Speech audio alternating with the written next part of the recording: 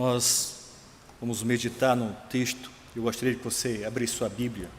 Lá na carta de Paulo aos Efésios, capítulo 5, nós vamos ler do versículo 21 até o número 33. Efésios, capítulo 5, do versículo 21 até o de número 33.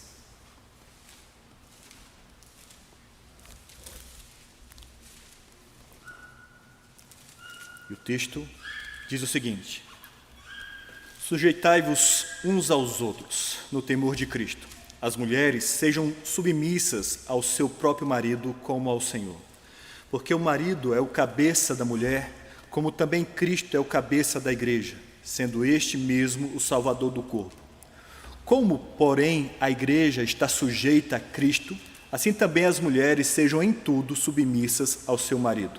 Maridos, amai vossa mulher, como também Cristo amou a igreja e a si mesmo se entregou por ela, para que a santificasse, tendo-a purificado por meio da lavagem de água pela palavra, para a apresentar a si mesmo igreja gloriosa, sem mácula, nem ruga, nem coisa semelhante, porém santa e sem defeito. Assim também os maridos devem amar a sua mulher como ao próprio corpo. Quem ama a esposa, a si mesmo se ama, porque ninguém jamais odiou a própria carne, antes a alimenta e dela cuida, como também Cristo o faz com a igreja, porque somos membros do seu corpo. Eis porque deixará o homem a seu pai e a sua mãe, e se unirá à sua mulher, e se tornarão os dois uma só carne. Grande é este mistério, mas eu me refiro a Cristo e à igreja. Não obstante, vós, cada um de per si, também ame a própria esposa como a si mesmo, e a esposa respeite ao marido. Vamos orar, feche seus olhos. Querido Deus, nós entregamos tudo ao Senhor, as nossas orações, os nossos cânticos, os nossos dízimos, as nossas ofertas. Pai, e esperamos que o Senhor tenha se alegrado com tudo o que ofertamos ao Senhor. Mas te pedimos, ó Pai, que agora, depois da Tua palavra lida, o Senhor use o Teu servo, e que o Senhor nos alimente, ó Pai, e traga transformação através da Tua palavra e através da ação do Teu Santo Espírito na Tua igreja. Nós oramos no nome de Jesus. Amém. Em nossa cultura, nós sempre achamos que temos a primazia. Sempre achamos que todos os direitos, todos os benefícios são para nós. Nós estamos em primeiro lugar. Essa semana aconteceu algo muito interessante, onde eu ia entrar numa rua à direita, estava lento, estava com a seta ligada, e eu ouvi uma buzina e um freio, e era um motoqueiro, e ele passou por mim, xingando e me dando um dedo lá. Eu já tinha 10, não precisava de nenhum, ele me dando um dedo lá. E eu fiquei pensando, assim, o que será que eu fiz de errado? Porque com certeza ele se achava certo. E eu também. Nós normalmente, quando nos deparamos com a situação, nós sempre achamos que estamos certos e que temos direitos. Quando nós olhamos para a cultura judaica, quando Paulo escreve essa carta, a cultura judaica tinha um baixo conceito em relação às mulheres. As mulheres não tinham direitos legais, elas eram propriedade do pai enquanto solteiras e passava a ser propriedade do marido quando casado. O divórcio era tragicamente fácil. O homem podia se divorciar de uma mulher porque ela colocou sal a mais na comida ou porque ela saiu em público sem o véu. A mulher não tinha nenhum direito ao divórcio, mesmo que o marido fosse um leproso, um apóstata, ou envolvido em alguma coisa suja. O marido tinha o direito de se divorciar por qualquer razão. A mulher não podia se divorciar de forma alguma. Quando nasceu a igreja cristã, o laço matrimonial estava em perigo dentro do judaísmo. Na cultura grega era um pouco pior, porque a prostituição fazia parte da vida grega. Os templos convidavam a isso. Um orador político grego chamado Demóstenes disse que temos prostitutas para o prazer concubinas para o sexo diário e esposa com o propósito de ter filhos legítimos. Os homens gregos esperavam que as mulheres cuidassem da casa, cuidassem dos filhos, enquanto eles saíam em busca do prazer. Só acontecia lá naquele tempo. Na Grécia, não havia processo de divórcio, a matéria era simplesmente de capricho. O lar estava cada vez mais próximo de se extinguir na cultura grega. A fidelidade conjugal era absolutamente inexistente. Falando da cultura romana, no dia de Paulo ainda era pior, porque havia uma degeneração. Os imperadores eram homossexuais. Então a fidelidade também dentro da cultura romana estava na bancarrota. E Paulo escreve uma carta àquela igreja. Se você olhar no primeiro versículo do capítulo 5, ele convida a nós a sermos imitadores de Deus.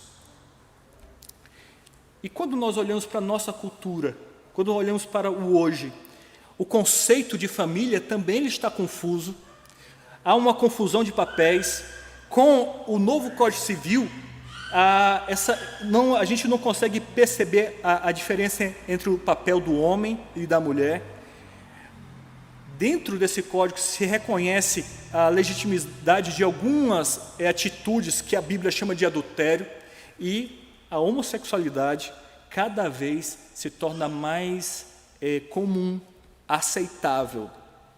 A infidelidade atinge mais de 50% dos casais. O índice de divórcio aumenta assustadoramente. Na pandemia, essas situações elas são aumentadas.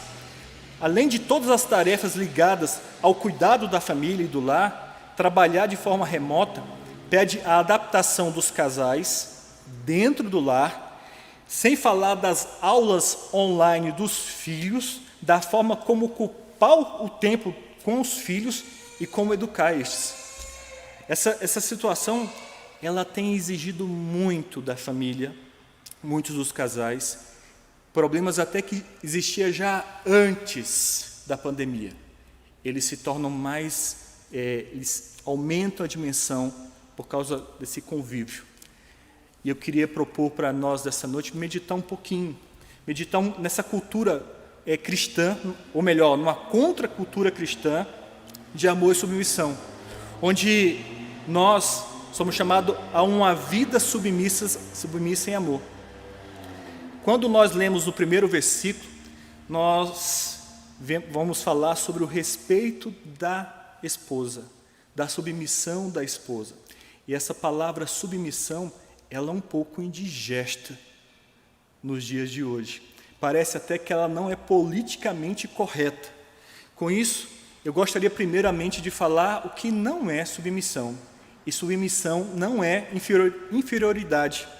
Devemos desinfetar a palavra submissão de qualquer sentido adulterado. A mulher, ela não é inferior ao homem.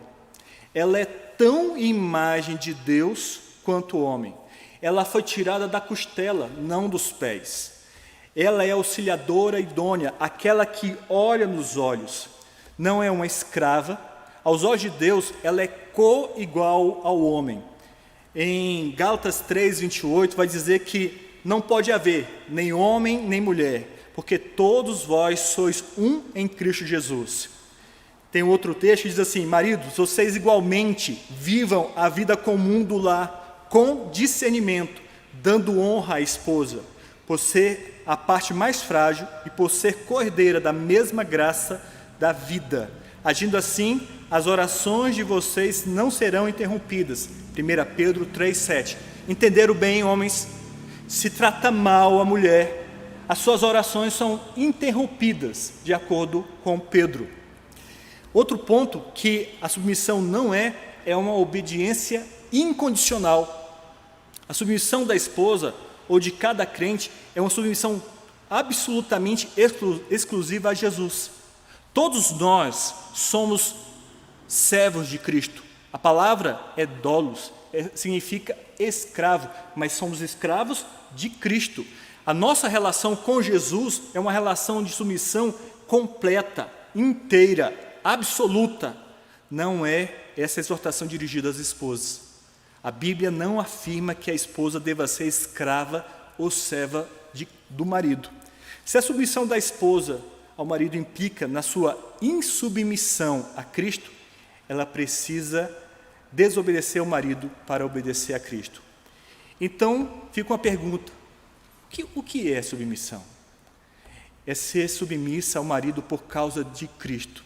A submissão da esposa ao marido não é igual a Cristo, mas por causa de Cristo. É uma expressão da submissão da esposa a Cristo. A esposa se submete ao marido por amor e obediência a Cristo. A esposa se submete ao marido para a glória de Deus. Em 1 Coríntios 10:31 diz assim: fazer qualquer outra coisa, faça tudo para a glória de Deus. A esposa se submete ao marido para que a palavra de Deus não seja blasfemada. Eu quero ler um texto que está lá em Tito 2, do 3 ao 5, diz assim: do mesmo modo, quanto às mulheres idosas que tenham conduta reverente, não sejam caluniadoras, nem escravizadas a muito vinho, que sejam mestras do bem, a fim de instruir as mais jovens, recém-casadas, guardem aqui, a amar o marido e os filhos, a serem sensatas, puras, boas donas de casas, bondosas, sujeitas ao marido, para que a palavra de Deus não seja difamada. É interessante, porque normalmente quando vai se falar sobre marido e esposa, a referência ao homem é que ele deve amar a esposa. E esse amor é um amor incondicional, é o ágape, é um amor incondicional. Esse texto é a única vez que fala que a esposa deve amar o marido. Esse amar já não é o ágape, é filandros, que significa que a esposa é chamada para ser amiga do marido. Ela é chamada para aprender a ombrear com o marido, onde ela não desdenha do marido, não desqualifica o marido, não faz uma cara assim, a torneira está até hoje sem consertar, né? A risada significa que quem tem ouvidos ouça, né? Então, é uma parceria, Falk vai dizer que ela pode cumprir qualquer função e qualquer responsabilidade na sociedade, mas se ela aceitou diante de Deus a responsabilidade do casamento e da família, estas devem ser o seu interesse primordial. A submissão da esposa ao marido é a sua liberdade. A submissão não é escravidão, mas liberdade. A verdade liberta.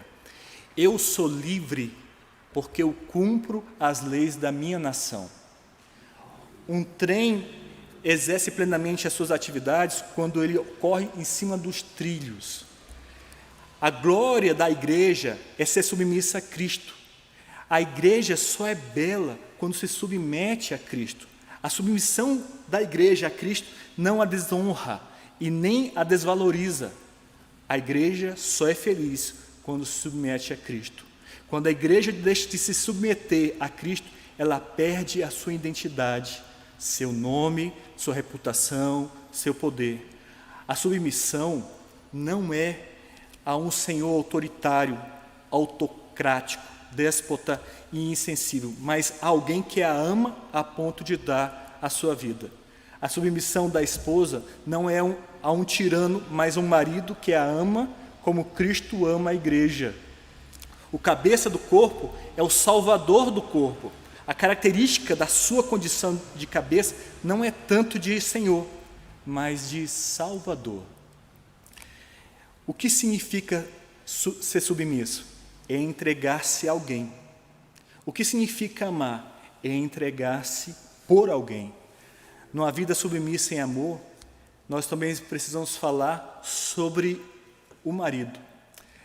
Jesus, certa vez, ele vai contar uma parábola sobre um homem sábio e um tolo.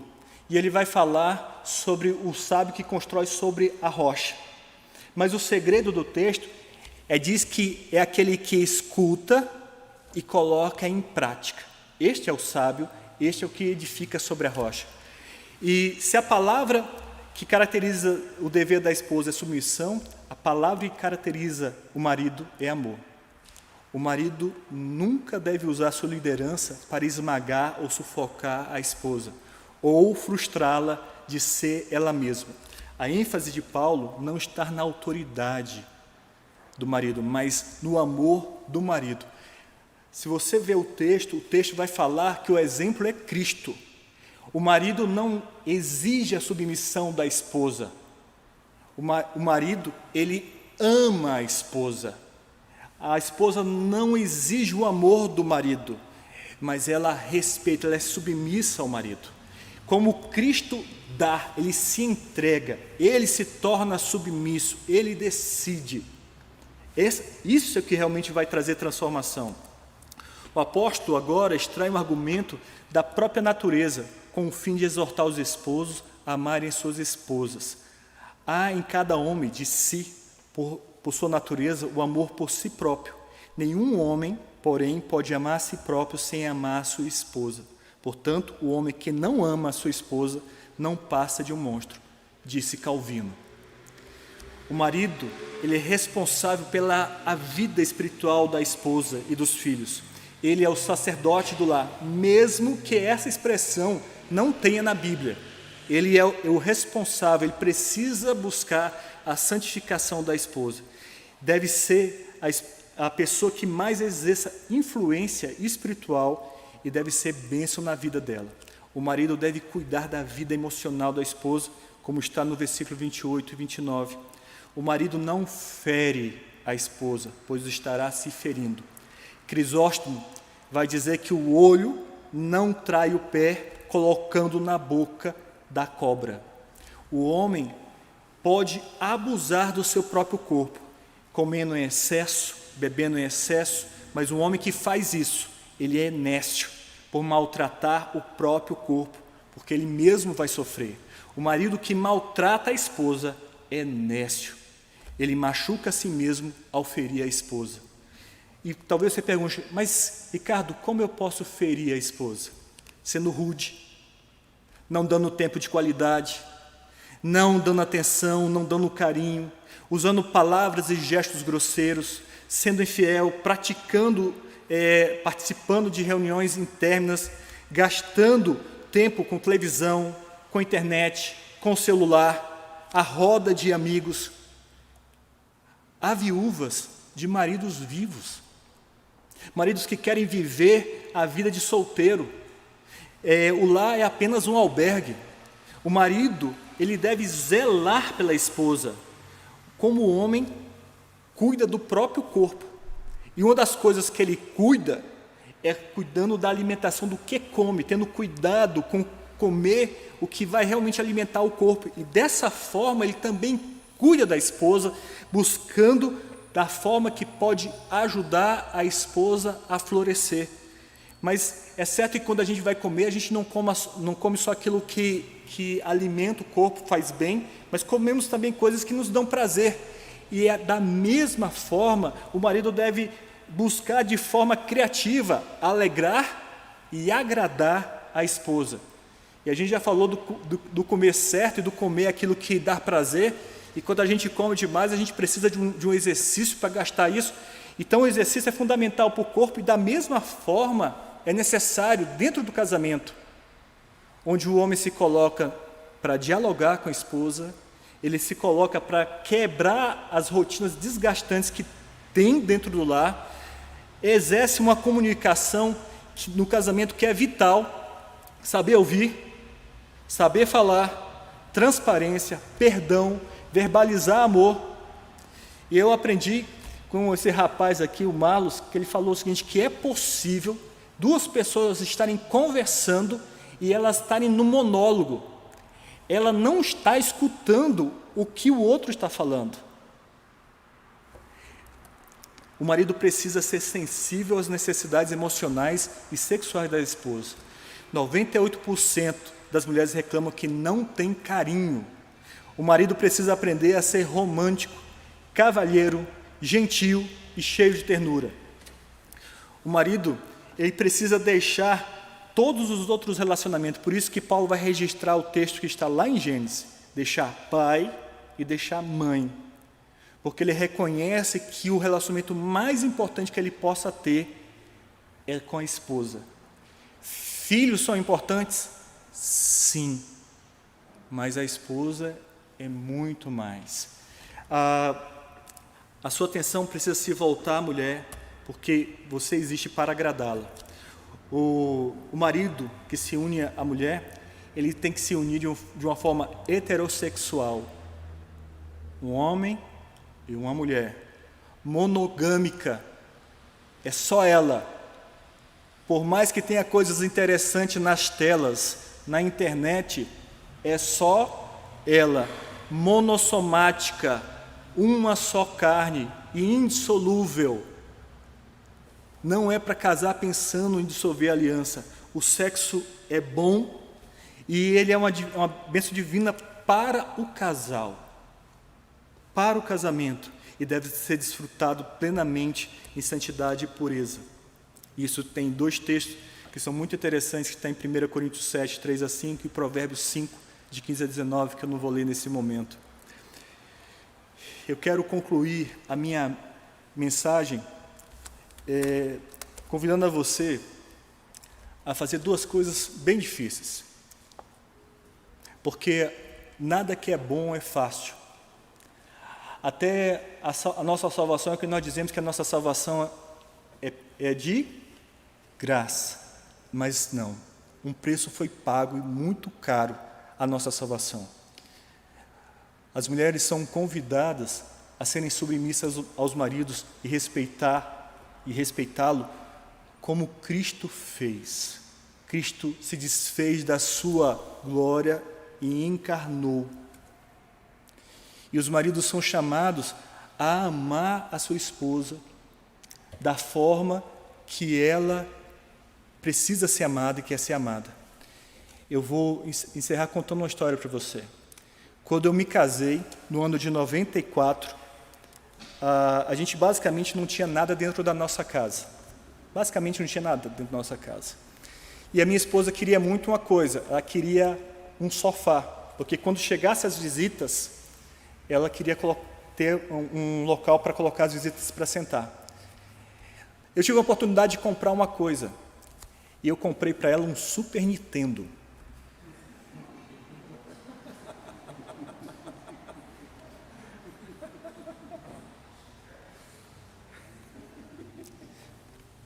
Homens, você está casado com uma mulher.